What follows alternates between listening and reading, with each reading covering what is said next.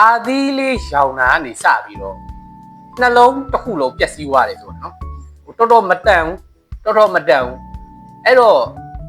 ဒီနေ့နှလုံးလေးပတ်နာနဲ့ပတ်သက်ပြီးတော့တိတိုက်တဲ့အချက်လေးကိုကျွန်တော်ပြောပြပါမယ်နော်အဲ့တော့နှလုံးလေးပတ်နာဘယ်လိုဖြစ်လဲပေါ့နော်ချစ်ပုံလေးကိုကျွန်တော်အရင်ရှင်းပြထားပါတော့ဗျကျွန်တော်တို့ကပေါ့ဖြားလိုက်ဖြားတဲ့ခါကျတော့လေချောင်းတွေဘာတွေနာပေါ့အာသီးတွေဘာတွေချောင်းပေါ့ဗျ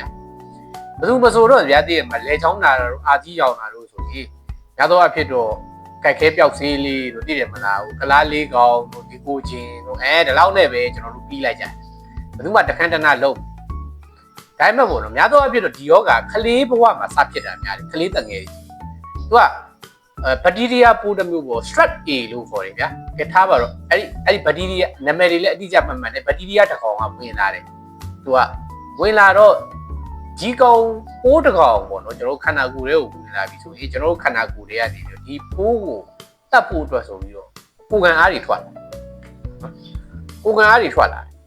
ကိုယ်ကံအားတွေထွက်ပြီးတော့ဒီပိုးနဲ့ကိုယ်ကံအားနဲ့ဗျာတိုက်ပွဲတွေဖြစ်ကြတာပေါ့ဒီပိုးကိုတတ်ကြတာအဲ့ဒါကြတော့ပြဿနာပါလေဆိုတော့တော်ထူးဆန်းတယ်ဗျာနော်ကျွန်တော်ဒီတဘာဝတရားကြီးယောဂတွေကအရင်ထူးဆန်းဒီပိုးမှာပါတယ်ပေါ့နော်အစိတ်ပိုင်းပေါ့ပရိုတင်းတစ်ခုပါတဲ့ထားပါတော့ပရိုတင်းတွေပါတယ်လေအဲ့ဒါတွေရှုပ်တယ်အစိတ်ပိုင်းတစ်ခုပါဗျာဘာနဲ့တတူနေလဲဆိုကျွန်တော်တို့ဒီခန္ဓာကိုယ်မှာရှိတဲ့ဒီအစစ်တွေမှာရှိတယ်အစစ်တွေနဲ့ရုပ်ချင်းသွားစစ်နော်ပိုးမှာပါတယ်နော်ပရိုတင်းဟာကျွန်တော်တို့ဒီအစစ်တွေမှာသွားပြီးရုပ်ချင်းသွားစစ်ပြီးရင် तू ကအစစ်တွေမှာရုပ်ချင်းစင်တာတော်သေးတယ်သူကဘယ်နားမှာမျက်ခွက်တော့ပြောင်းသေးလဲဆိုတော့ဒီနှလုံးမှာအဆိုးရှင်တွေရှိ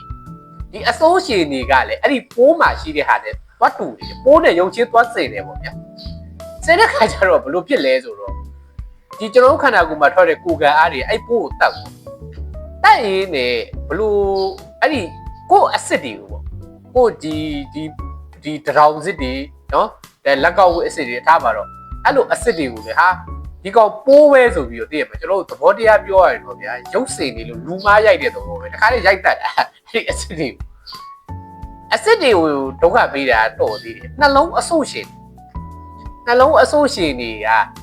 အဲ့ဒီပိုးနဲ့ရုပ်ချင်းစင်တွေနှလုံးအဆိုးရှင်တွေကိုမှလူမားရိုက်တာတော်ဆိုးဗျာနော်နှလုံးအဆိုးရှင်တွေကိုလူမားရိုက်ချတဲ့အခါကျနှလုံးအဆိုးရှင်တွေအကုန်စုပ်ပြတ်တတ်ပြီးတော့တခါလေ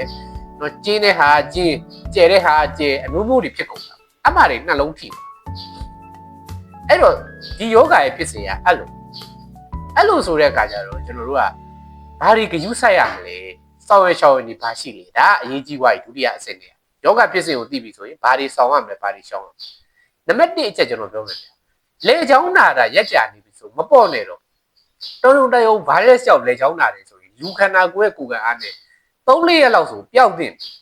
အဲ့ဒါကိုမပျောက်ဘူးဒီလေချောင်းနာတာကြီးကကြားနေတယ်ဆိုဆရာဝန်နဲ့ပြဖို့လိုမယ်ဆရာဝန်ကပြတဲ့အခါမှာလဲနော်တပြလိုက်တယ်အဲကောင်းသွားပြီဆိုအဲ့လိုမရပြတဲ့အခါကျရင်လည်းဆရာဝန်ကမပိုးသက်စီဘူးနော်ဒီလောက်တောက်ပါစေးဘက်ပြည့်အောင်တောက်ကပြီအဲ့ဒါ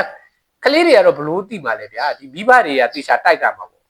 ဟိုပျောက်သွားပြီဆိုဘယ်သူမှစေးမတောက်ချင်တော့ဘူး2ရက်3ရက်လောက်တောက်လိုက်တယ်ပျောက်သွားတယ်မတောက်ချင်တော့အဲ့ကြတော့10ရက်တောက်ပါဆိုစေးကက်ပေးတာတော့စေးကက်ကကြောင်နဲ့ပတ်ပစ်ထားလိုက်တယ်ဘယ်ရောက်လို့ဘယ်ပေါက်နေမှလည်းမသိတော့အဲ့လိုတွေလုံးလို့မရဘူးပိုးသက်စေးကိုလုံးဝရက်ပတ်စေးဘက်လေအောင်တောက်ကဒါတစ်ချက်ပေါ့နေ့ချက်ကကဲထားပါတော့လေဘက်နာပြတ်သွားတယ်နော်အစစ်တွေနာတယ်နော်အဲ့လိုမျိုးလက္ခဏာတွေပြပြီဆရာဝန်ကကဲဟုတ်ပြီဒါဆိုလေဘက်နာတော့ဖြစ်ပြီလို့ဆရာဝန်ကတတ်မှတ်လိုက်ပြီဆိုရင်ပနစလီကိုပေါက်ဆေးပုံစံရှိတယ်ထိုးဆေးပုံစံရှိတယ်နော်ထိုးဆေးဆိုလည်းများသောအားဖြင့်လေးဘက်တစ်ခါထိုးရတယ်ဗျလွယ်အောင်ပြောရင်တစ်လတစ်ခါပေါ့နော်ပေါက်ဆေးဆိုရင်လည်းမဲ့ချိန်ညချိန်တောက်ကတာရှိတယ်ပနစလီပေါ့ပနစလီထိုးတာရှိတယ်တောက်တာရှိတယ်ကိုကြိုက်တာကိုပူရွေးပေါ့ဆရာဝန်ကတော့ဘယ်လိုပြောရမလဲဆရာဝန်တွေကတော့ဗျာလူနာတွေတတိမေ့တက်လုံးလို့ထိုးဆေးကိုပူအားတန်ကြတယ်တယောက်အကြိုက်ချင်းတော့မတူဘူးပေါ့အဲ့ခါကျရင်လေဆေးတောက်တာကိုကိုကရွေးချယ်လိုက်တယ်ဆိုရင်တောက်တာကိုတေချာတောက်ပါပြက်လို့မရဘူးတချို့ကဘလို့တောက်နေပနစလီတောက်နေကလေးကစားတယ်မှတ်နေတာပြီတောက်ချင်လဲတောက်လိုက်တယ်ပြေးပြီးတော့မတောက်ချင်လဲမတောက်ဘူးပနစလီထိုးတာကိုလည်း3လလောက်ထိုးလိုက်တယ်ထိုးပြီးတော့ကောင်းပြီဆိုရင်မထိုးတော့ပြန်အဲ့လိုမျိုးလုံးလို့မရဘူးနော်9နှစ်တောက်ကမယ်ဆိုလဲ9နှစ်ဆေးကိုမပြက်မကွက်တောက်ကမယ် အကယ်၍အဲ့လိုမတောက်ဘူးဆိုဘာဖြစ်မလဲနှလုံးအဆုတ်ရှင်တွေကိုစော်ချလိုက်တော့အသက်ကြီးလာတော့ဘယ်လိုဖြစ်ကုန်လဲဆိုတော့အဆုတ်ရှင်ကျင်းလို့ချဲ့ရတာတို့အဆုတ်ရှင်ကြီးကကျယ်ပြီးတော့လုံးဝသုံးစားလို့မရလို့နှလုံးပါရဂူကြီးတွေနဲ့အဆုတ်ရှင်လဲရတာတို့ဒါတွေဒုက္ခတွေရောက်ခလေးဘဝမှာနော်ပွေလေးပြောရရင်တော့မိဘတွေအားနည်းချက်ပေါ့ဗျာမိဘကမသိလို့လွတ်သွားတဲ့အချက်တစ်ချက်ကအဲ့ကလေးအသက်ကြီးတဲ့ခါကျတခါဒဏ်တစ်ချက်တွေပါသွားလိုက်